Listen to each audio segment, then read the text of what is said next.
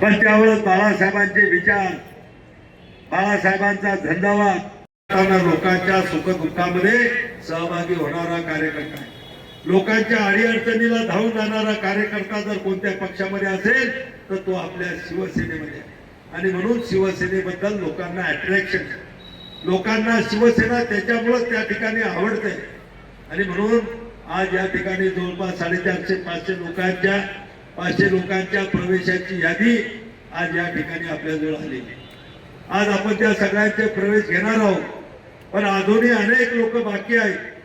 अनेक लोकांशी आपला संपर्क झाला नसेल.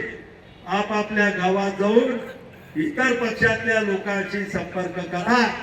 पुन्हा त्यांना आपल्या शिवसेना, आपल्या एकनाथराव शिंदे साहेबांच्या योजना, त्यांचं ते सगळ्या गोष्टी आपण ज्या भाषणामध्ये ऐकल्यात त्या तुम्ही त्यांना सांगा. ते जर आपल्याकडे येत असतील तर त्यांचे सुद्धा प्रवेश पुढच्या काळामध्ये आपण, कारण की आता इथून ह्या नंतरच्या निवडणुका ह्या तुमच्या आहेत. जिल्हा परिषद पंचायत समितीच्या निवडणुकीमध्ये आज ह्या तुम्ही लढवणार.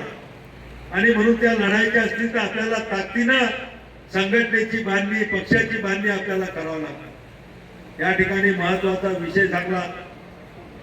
आज या ठिकाणी पाहिल्यानंतर आपले मुख्यमंत्री, आपले मुख्य नेते एकनाथराव शिंदे साहेबांनी, कारण ते ग्रामीण भागातून आलेले आहेत, शेतकरी कुटुंबातून आलेले आहेत, जनतेच्या काय अडचणी आहेत, जनतेला काय पाहिजे, जनतेसाठी काय केलं पाहिजे यांना त्यांना कोणाला विचारायची आवश्यकता.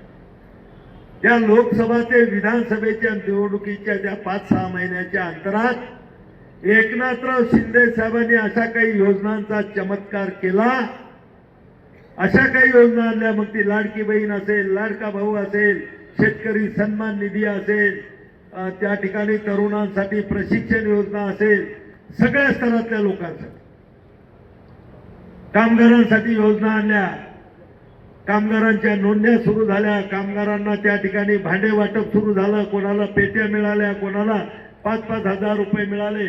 वैयक्तिक लाभाच्या योजना एवढ्या त्या 5-6 महिन्यामध्ये आल्या. आणि ज्यावेळेस 6 महिन्यानं ती विधानसभेची निवडणूक झाली, निकाल लागत होते, निकालाचे आकडे बाहेर येत होते आणि सगळ्या देशभरातले लोक तोंडामध्ये बोट घालत होते की असं काय झालं.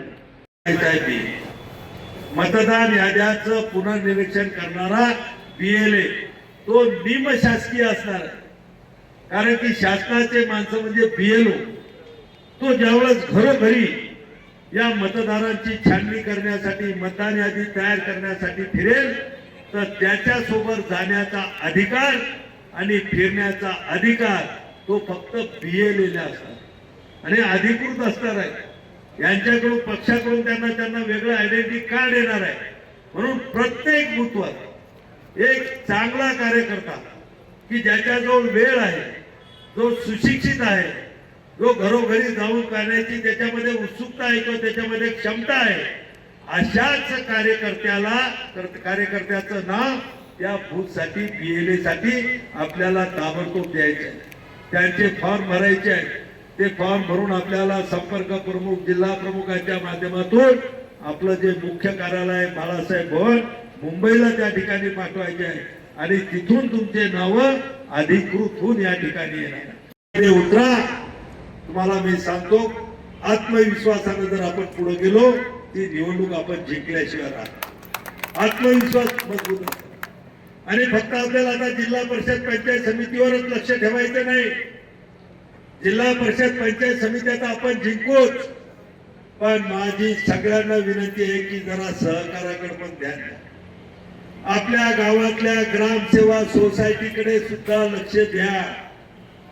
ग्रामसेवा सोसायटीची खूप ताकद आहे, तिच्यात पैसे नाही, पण मोठमोठे पद जर तुम्हाला घ्यायचे असतील तर त्याची पहिली पायरी ही ग्रामसेवा सोसायटी. ज्या वेळेला शिवसेनेची स्थापना झाली त्यावेळेला बाळासाहेब ठाकरेंनी हा भगवा ध्वज आपल्या खांद्यावर दिला. हा भगवा साधा सुद्धा नाहीये.